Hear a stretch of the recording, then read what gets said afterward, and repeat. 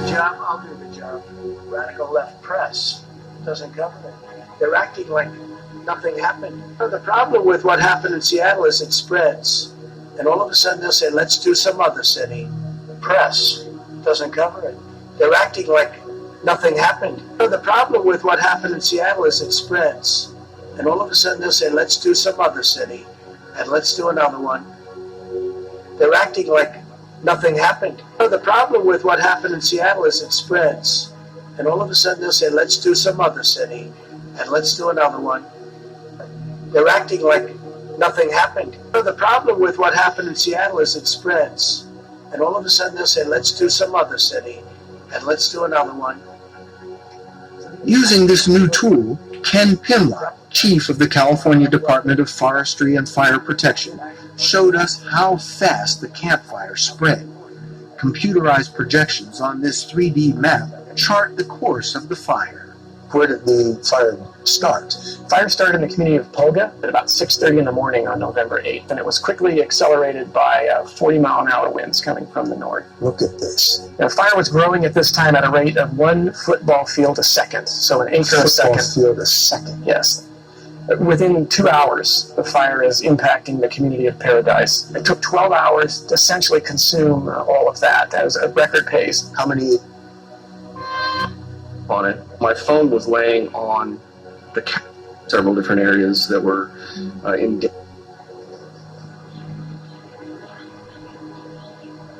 My pops have been in Concal ever since I can remember. Before and steep the fire. No, at that point they didn't, and I didn't ask. Generally, a fire that far away would never even get close to Paradise. Paradise Police. Hello, can you tell me if there's a fire in the canyon? There's a fire that's north of Concal up off of Highway 70. It's just creating a lot of smoke right now. Why are so many people calling about this smoke? What's going on? Still, at that point, I didn't know what they were seeing. So all I could do is call CAL FIRE back. What I said was, can you confirm with me that this is north of Concal? That this is not in Paradise? People say there's ashes falling. Yes, it's north of Concal. That's the words that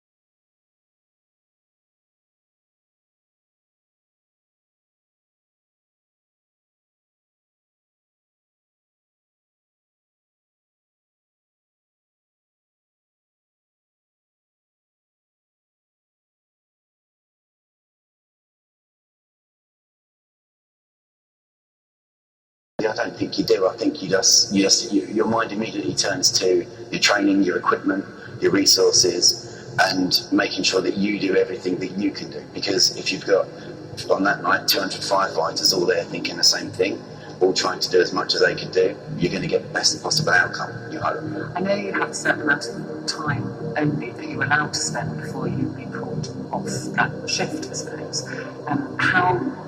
Did that go down with the firefighters? Because we all remember those incredible photographs of them sitting, everybody looking exhausted, everybody silent. I'm used to attending an incident and seeing it through to the end. And on that instance, that just wasn't possible. We'd been there for over 12 hours, working hard for that time. So when the time came to leave, I was upset that we had to go, but I obviously realised that was the right decision. The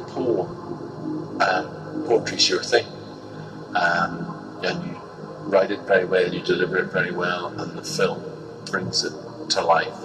What was your intention for the poem? Was it for you? Was it for the people who lived in the tower? Was it? Initially, it was for me. It was a catharsis. It was a way of me expressing for myself how I felt, making sense of my feelings. It became apparent fairly quickly that was also something that other people could find solace in. It was something that other people, I can't think of the word, 20 years, but it's something that other people could use. Could relate to. Thank you. Yeah, that's it. Yeah, other people could relate to it. Not just people in the fire brigade, but people in other emergency services as well. And also the people whose families perished in that fire, the people in surrounding houses and flats who had to stand and helplessly watch that. What about you? Have you had any help? Have you had counselling? How are you feeling about it now with 2 years on? The fire brigade were proactive from the outset. I think they recognised Annie Cotton as a fantastic commissioner, and I think she recognised from the outset, even from the fire ground itself on the night, that there was going to be a need for an extensive counselling campaign. There was going to be a need for extensive support for the firefighters because of the nature of the incident. I've received counselling from the fire brigade. I took full advantage of it. I found it invaluable. It's helped me a lot. I finished my counselling now. I'm pleased to say that I'm in a much better place now than I was even a year ago. And what about when you leave this building or you arrive to this building today and the view that we showed of the tower just across the road? I feel just as upset now about it as I did on the night and as I did on the 1 year anniversary. The building serves as a permanent reminder of the tragic events of that night, and I don't think, as the poem suggests, there is a part of me that will forever be lost to Grenfell and that won't ever come back. And I think it's right that should be the case. 72 people lost their lives. I don't think that should be forgotten ever. Okay. Well, Ricky, memories live on with your poetry. Thank you very much indeed. A pleasure to meet you and to hear and see Ricky Nuttall. Thank you very much indeed.